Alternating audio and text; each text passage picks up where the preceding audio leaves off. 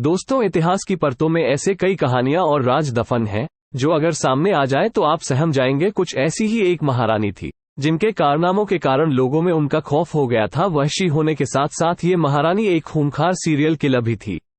वैसे तो आपने कई सीरियल किलर्स के बारे में सुना होगा जिन्होंने सिलसिलेवार ढंग से कई हत्याएं की होंगी, लेकिन इस महारानी की कहानी आपके रोंगटे खड़े कर सकती है। यह महारानी कुंवारी लड़कियों को मारकर उनके खून से नहाती थी। हंगरी की रहने वाली इस महारानी का नाम एलिजाबेथ बाथरी था। एलिजाबेथ बाथरी को इतिहास की सबसे खतरनाक और वहशी महिला सीरियल किलर के तौर पर जाना जाता है। साल 1585 से 1610 के बीच बाथरी ने 600 से भी ज्यादा लड़कियों की हत्या कर उनके खून से स्नान किया था। कहा जाता है कि किसी ने एलिजाबेथ को खूबसूरती बरकरार रखने के लिए कुंवारी लड़कियों के खून से नहाने की सलाह दी थी। एलिजाबेथ को ये तरीका इतना पसंद आया कि वो इसके लिए क्रूरता की हद पार कर दी। सीरियल किलर एलिजाबेथ लड़कियों को मारने के बाद उनके साथ बर्बरता और दरिंदगी करने से बाज नहीं आती थी। प्रचलित कहानियों के अनुसार वो मृत लड़कियों के शरीर के मांस को अपने दांतों से काटकर निकाल लेती थी।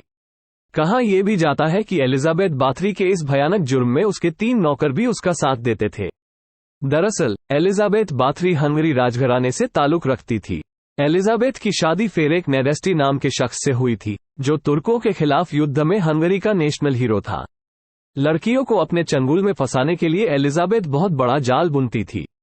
एक ऊंचे रसूख वाली महिला होने की वजह से वो आसपास के गांवों की गरीब लड़कियों को अपने महल में अच्छे पैसों पर काम करने का लालच देकर बुला लेती थी।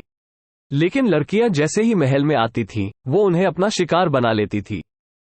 कहा जाता है कि जब इलाके में लड़कियों की संख्या काफी कम हो गई, तब उसने ऊंचे परिवार की लड़कियों को अपना शिकार बनाना शुरू कर दिया था। हंगरी के राजा को जब इस बात का पता चला तो उन्होंने इस मामले की जांच करवाई। इस मामले को लेकर जब जांचकर्ता एलिजाबेथ के महल में पहुंचे तो वहां का हाल देखकर दंग रह गए। जांच दल ने एलिजाबेथ के महल से कई लड़कियों के कंकाल और सोने चांदी के आभूषण बरामद किए थे। साल 1610 में एलिजाबेथ को उसके घिनौने जुर्म के लिए गिरफ्तार कर लिया गया। इस कुकर्म के लिए एलिजाबेथ को फांसी तो नहीं दी गई, लेकिन उसके ही महल के एक कमरे में उसे कैद कर दिया गया, जहां पर 4 साल बाद 21 अगस्त 1614 को उसकी मौत हो गई। दोस्तों, मेरी यह वीडियो कैसी लगी कमेंट बॉक्स में जरूर बताइएगा। मेरे चैनल को सब्सक्राइब करिए, वीडियो को लाइक करिए और इसे ज्यादा से ज्यादा शेयर करिए। धन्यवाद।